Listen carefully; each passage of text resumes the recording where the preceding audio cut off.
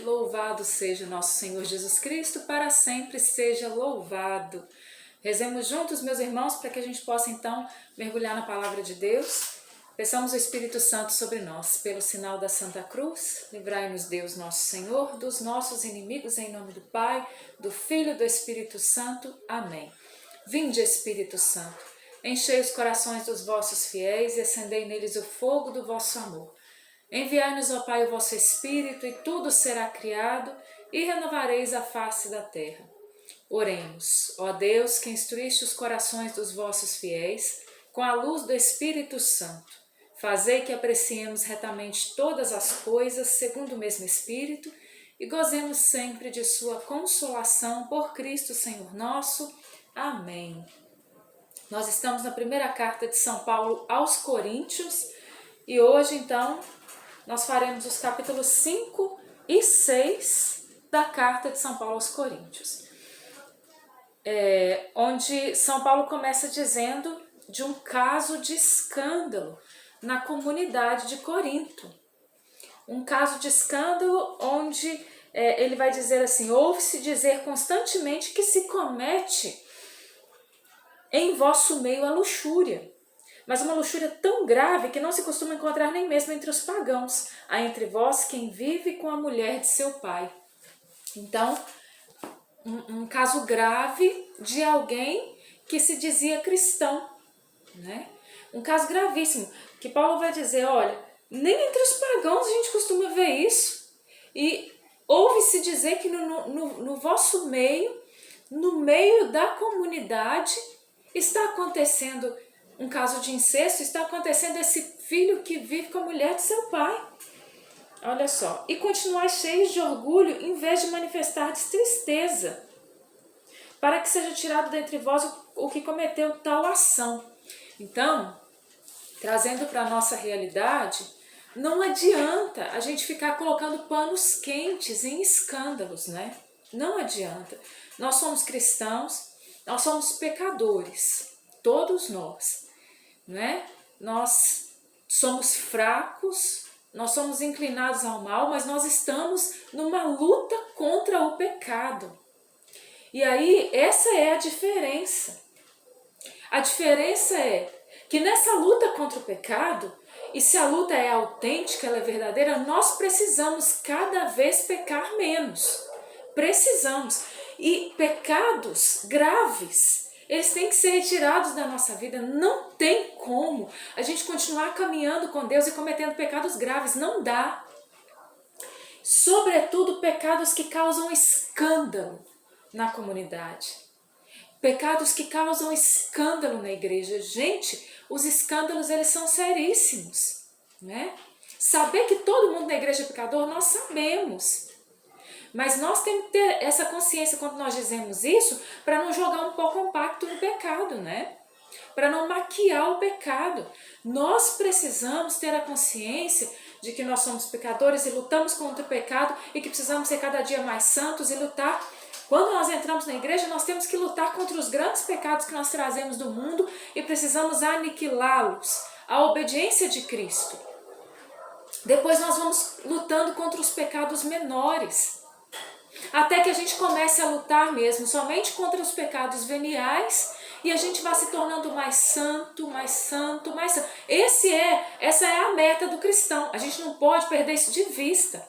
Se a gente não perde isso de vista, porque tem gente que pega, por exemplo, o que São João Paulo II dizia, né? Santo não é aquele que peca menos, mas é aquele que se arrepende mais. Aí tem gente que pega isso, pega a frase de Santo Agostinho e diz assim, não, tá tudo bem, pequei, caí, confessei e levantei. Pequei de novo, tudo mesma coisa, caí e levantei. E vou sempre pecando, então eu tenho aqueles pecados graves e eu acho que tá tudo bem. Se depois da confissão eu fico mais ou menos bem ali, mas eu sei que eu vou cometer de novo e parece que tá tudo bem. Não tá tudo bem. Quando a gente se confessa, a gente tem que ter a convicção, tem que ter a vontade, o desejo profundo de não mais pecar. A gente vai acabar cometendo algum pecado pela nossa fraqueza, mas precisa ser menos, cada vez menos. E aí aqui está falando desse pecado de natureza grave, gravíssima, natureza gravíssima, né? Que causam escândalos na comunidade, né? E a gente vê hoje grandes pecados que causam escândalos, né? Na igreja, quando a gente ouve falar de pecados da sexualidade, né? Dentro da hierarquia da igreja, né? A gente ouve falar de pedofilia, essas coisas todas, né? Que causam grandes escândalos. E quanto mais próximo de nós, nas pequenas comunidades, aí a gente prega lá uma série de coisas, né? E aí, na hora que se assusta, o povo começa a viver, e a gente começa a viver, às vezes, tudo errado dentro da igreja, né? Não dá pra gente acostumar com uma vida toda errada, isso não dá, né? Se a gente cometer um pecado grave, se alguém dentro da comunidade comete um pecado grave, essa pessoa precisa se retratar, né? Precisa. Uma vez eu conversei sobre isso com o padre, né? Eu lembro que eu coordenava a renovação na forania e aconteceram, não somente aconteceram alguns casos que eram bem mais delicados, né? Alguns casos mais graves. E às vezes eu não sabia como reagir diante daquilo, eu reagi, né? E pedi que as pessoas, né, elas tivessem ali uma certa cautela naquele momento, né, que ficassem mais ali resguardadas, que não ficassem à frente, tomando ali à frente das coisas, que não fossem tão visíveis, né, para que pudessem então colocar em ordem algumas coisas. Algumas pessoas foram muito dóceis, mas houveram casos de pessoas que resistiram comigo e que brigaram assim frontalmente, né? De dizer, não, tá tudo bem, e coisas seríssimas que eu tô falando aqui, não vou expor aqui, né, as situações, mas a pessoa dizer assim, não, tá tudo bem, não tem problema não. Então a gente tem que tomar cuidado com esse tá tudo bem, né? Às vezes a pessoa tá dentro da igreja, tá numa vida de adultério, diz que tá tudo bem, né? A pessoa tá dentro da igreja, tá cometendo esses pecados graves, por exemplo, contra a sexualidade, fala que tá tudo bem. A pessoa tá dentro da igreja, ela tá roubando, né? Tá roubando mesmo. A gente já aconteceu casos de coisas que a gente teria que vender e de repente o dinheiro começar a sumir na mão da mesma pessoa. A gente tem que tomar cuidado com isso, nós somos a igreja de Cristo, né? Então vamos tomar cuidado com os escândalos que a gente provoca na comunidade, porque os escândalos na comunidade fazem os irmãos cair, né? Provocam a queda do outro.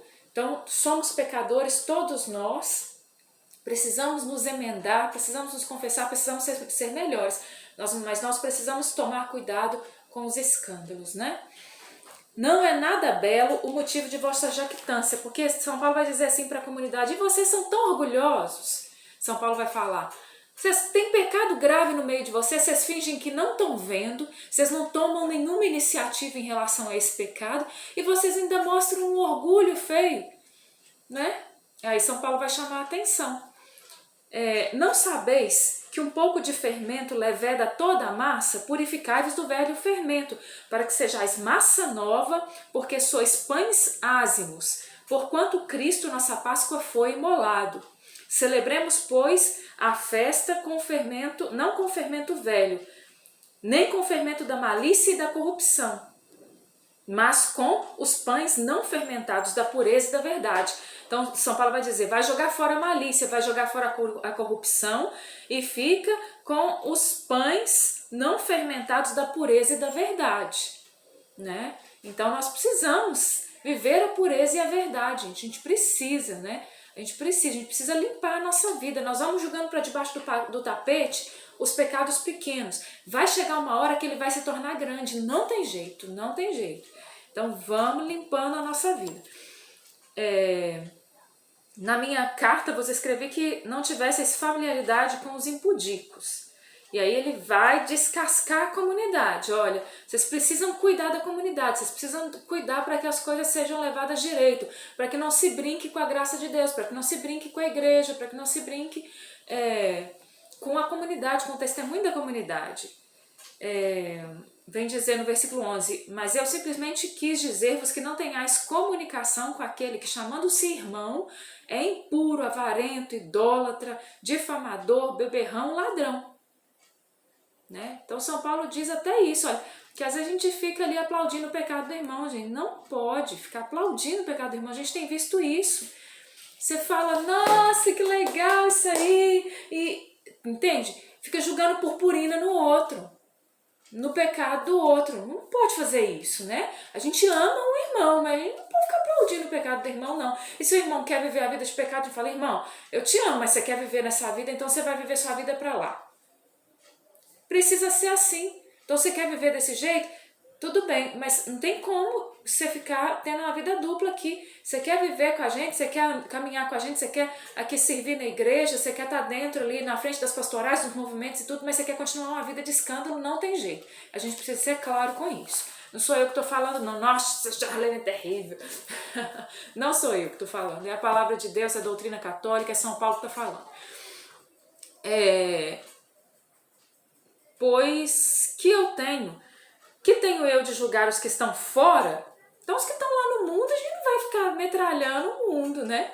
A gente precisa evangelizar o mundo. Mas São Paulo vai dizer, não são os que estão dentro que deveis julgar, né?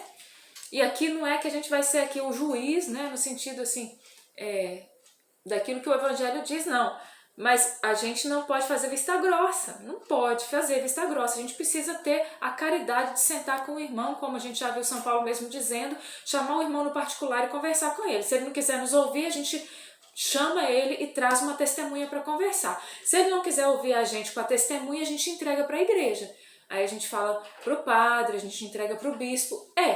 No caso de escândalo, a palavra de Deus vai dizer que é assim que a gente tem que agir. Né? Parece impiedade. Não é impiedade, é para que não cause queda na comunidade, porque o escândalo de um faz a comunidade inteira cair, faz todo mundo cair. Quando algum de vós tem um litígio contra o outro, como se atreve a pedir justiça perante os injustos, em vez de recorrer aos irmãos santos? Aí ele vai entrar numa outra questão, né? De levar, que dentro da comunidade um estava levando o outro no tribunal, né? Diante do tribunal, para julgamento, estava colocando as suas questões ali diante dos outros, né? Ele falou assim, por que vocês não resolvem isso dentro da igreja mesmo, né? Outras questões aqui, se você tem uma questão um contra o outro, resolva, né? Não vai logo, vou levar na justiça, eu quero meu dinheiro, eu quero os meus direitos, né? Então, Paulo vai chamar atenção em relação a isso. Versículo 7. Na verdade, já é um mal para vós o fato de terdes processos uns contra os outros, né? Vai ficar processando o irmão da igreja, assim, à torta e à direita, sem tentar resolver? Por que não preferis sofrer injustiça? Por que não preferis ser espoliados? Não, vós é que fazeis injustiça, vós é que espoliais isso entre os irmãos. Então, de pequenas questões, às vezes, a gente lhe faz, né, uma tormenta. A gente leva o outro na justiça, né? Paulo está falando isso. Olha, por que você não aceita, então, sofrer injustiça? O outro fez uma injustiça com você? Deixa pra lá, gente. Deixa pra lá. Fez uma injustiça? Deixa pra lá, né? O outro me lesou de alguma forma, né? Claro, se aquilo é grave, vai mexer com a integridade, é coisa realmente séria que não tem como passar, tudo bem, mas a gente vai deixando coisas pequenas, né? Coisas pequenas. Olha, te pediu a túnica, dá também a capa, te pediu para andar 1000 passos com ele, anda 2000, né? Então Paulo vai olhar também essa perspectiva de saber perder para o outro, né? Saber perder um pouco também, de saber abrir mão um pouco também das nossas coisas, aí vai ficar levando tudo a ferro e fogo, né? Entre nós. Como eu volto a dizer, não na questão do escândalo, não na questão do pecado, mas nos litígios aí, né? Que nós temos entre nós. Acaso não sabeis que os injustos não hão de possuir o reino de Deus? Não vos enganeis, nem os impuros, aí Paulo vai abrir uma outra janela aqui diante de nós, nem os impuros, podemos aqui fazer um exame de consciência, todos os tipos de impureza, os impuros, nem os idólatras, que não é só se prostrar diante de uma imagem de um Deus falso e adorá-lo, mas que é também, como o próprio Papa Francisco tem dito, a idolatria do dinheiro, a idolatria dos cargos, a idolatria do poder, a idolatria do prazer, a idolatria do outro. Nem os adúlteros, um mundo de adultério, e adultério aqui não somente, claro que principalmente isso, né? você ter um relacionamento extraconjugal, mas o olhar libidinoso para outra pessoa, as conversas maldosas, aquilo que você vê, talvez na internet, na televisão, isso tudo vai minando a sua fidelidade matrimonial, né? Nem os efeminados, aí dá polêmica, não, no Brasil tá dando a polêmica no mundo, né? Mas é São Paulo que tá falando. Nem os devassos, nem os ladrões, nem os avarentos, nem os bêbados, nem os difamadores, nem os assaltantes hão de possuir o reino de Deus, ponto final. Vai brigar com São Paulo. Ao menos alguns de vós têm sido isso. São Paulo vai dizer dentro da comunidade, dentro da igreja, ao menos alguns de vós têm sido impuros, idólatras, adúlteros, efeminados, devassos, ladrões, avarentos, bêbados, difamadores ou assaltantes. E não vão possuir o reino de Deus. São Paulo. Ao menos alguns de vós têm sido isso. Mas fostes lavados. Aí, ai, Charlene, nossa, a palavra agora me massacrou. Eu tenho vivido isso. E agora? Né? E agora? O que eu faço? Mas fostes lavados. Então vamos voltar para a origem daquilo que nós somos. Nós fomos lavados, diz São Paulo. Fostes santificados, mas fostes justificados em nome do Senhor Jesus Cristo e pelo Espírito de nosso Deus. Então é hora de parar, sobretudo nessa quaresma, e pensar, meu Deus, eu já fui lavado, eu já fui lavada, eu já fui santificado, eu já fui santificada, eu já fui justificada por Jesus Cristo. Já fui justificada pelo Senhor que derramou a sua vida, derramou o seu sangue na cruz, deu a sua vida por mim. E pelo Espírito de nosso Deus eu já fui lavada, já fui justificada, já fui santificado. Então eu não vou mais viver desse jeito. Eu não vou mais viver como os pagãos. Eu quero o reino dos céus.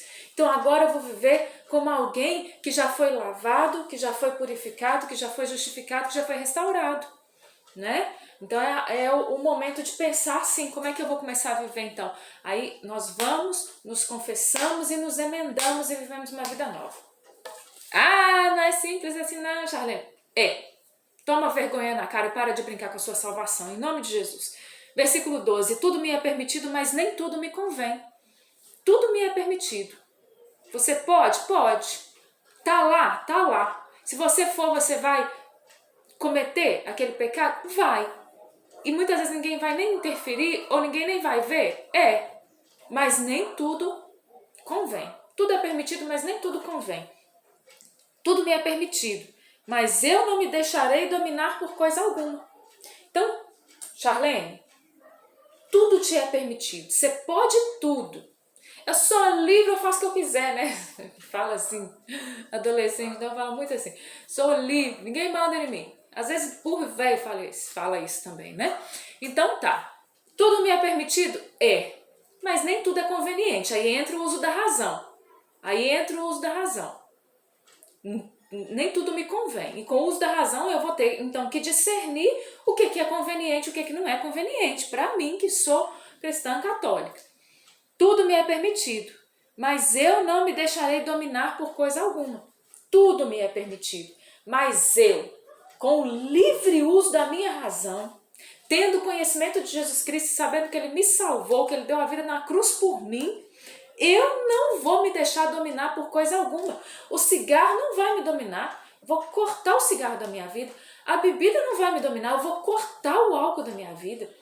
A sexualidade desregrada, em qual nível for, não vai me dominar. Eu vou cortar toda a impureza sexual da minha vida, tudo aquilo que é ilícito. Entende? Eu vou cortar a fofoca, eu vou cortar a malícia, eu vou cortar a intriga, eu vou cortar os roubos, eu vou cortar aquilo que precisa ser cortado, não sei, né? Cada um tem que fazer o seu exame de consciência. Os alimentos são para o estômago para os alimentos. Deus destruirá tanto aqueles como este. O corpo, porém, não é para a impureza, mas para o Senhor. E o Senhor é para o corpo. Então o corpo é para quem? O corpo é para quê? É para o Senhor. O corpo é para o Senhor. E o Senhor é para o corpo. E a gente percebe isso claramente, por exemplo, na hora da comunhão. Quando a gente vai à missa, a gente participa do mais sublime que há na igreja, do mais precioso que há na igreja, que é a Santa Missa. E a gente comunga. Quando eu comungo, eu gosto muito daquela canção, né? E eu faço disso a minha oração.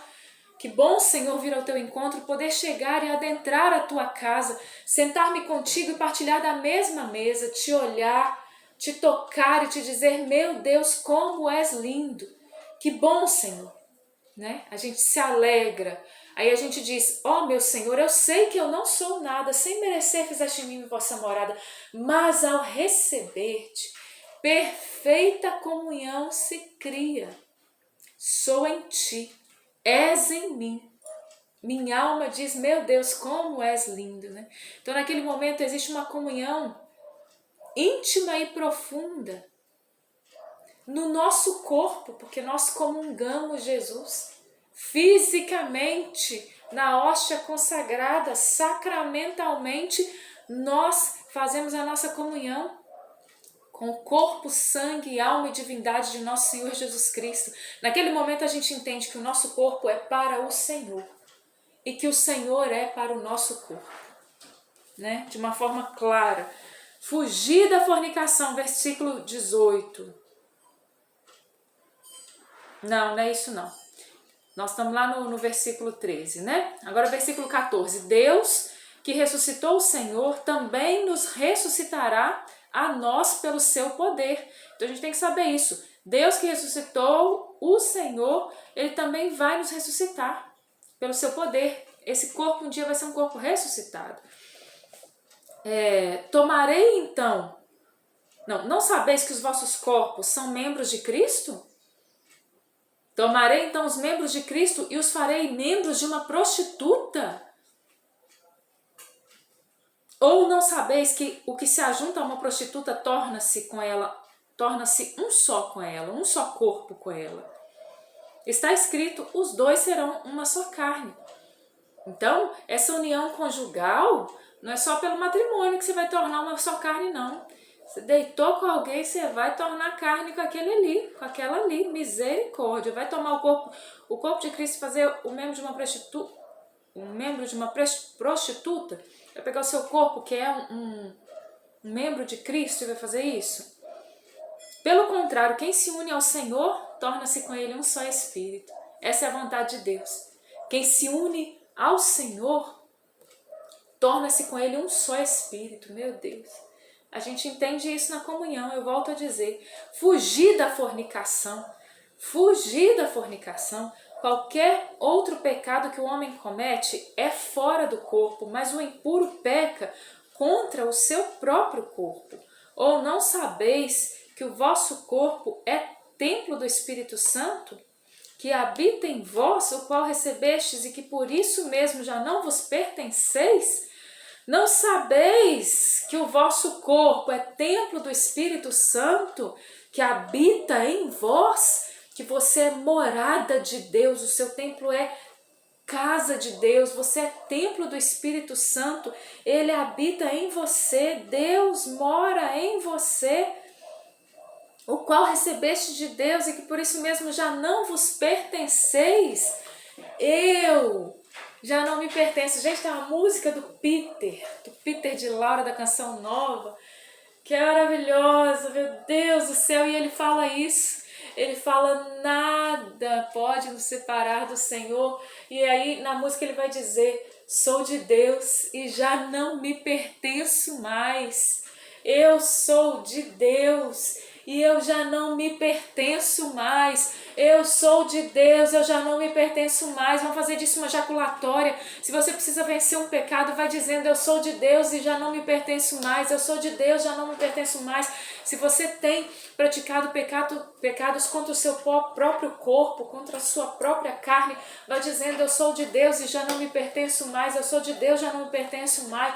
Mas vai rezando isso ao longo do dia. Na hora que estiver diante do pecado, olha para o crucifixo Observa Jesus no crucifixo e vai dizendo: eu sou de Deus, já não me pertenço mais. Eu sou de Deus, já não me pertenço mais. Porque fostes comprados, versículo 20, terminando esse capítulo 6, porque fostes comprados por um grande preço. Glorificai, pois, a Deus no vosso corpo. Tem gente que quando vai ler aqui, lê errado. Tem gente que quando vai ler essa passagem, lê assim, olha, muita gente quando vai pregar, já vi muita gente pregando essa palavra errado. Fala assim: glorificai, pois, a Deus com o vosso corpo. Tem muita gente que fala isso. Glorificai, pois, a Deus com o vosso corpo. Não é isso. Aqui está dizendo: glorificai, pois, a Deus no vosso corpo.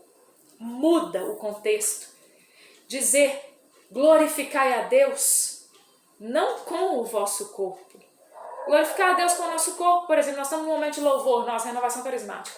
Aí a gente dança, a gente eleva as mãos, a gente canta, a gente está glorificando a Deus com o nosso corpo.